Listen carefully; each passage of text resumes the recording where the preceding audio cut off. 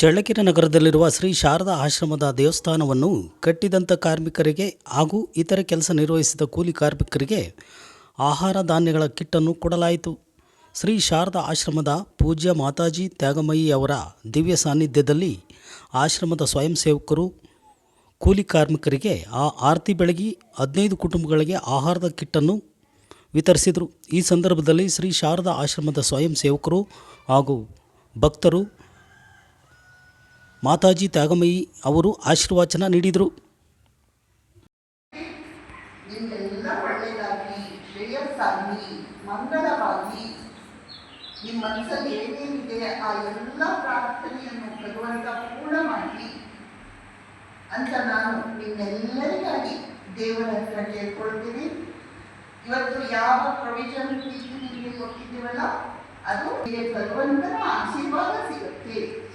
ಅದು ಕೇವಲ ವಸ್ತುವಲ್ಲ, ಅದು ಭಗವಂತನ ಆಶೀರ್ವಾದ ಅಂತ ತೆಗೆದುಕೊಂಡು ನೀವು ತೆರಳಬೇಕು ಅಂತ ನಿಮ್ಮೆಲ್ಲರ ಹತ್ರ ಕೇಳ್ಕೊಳ್ತೀನಿ.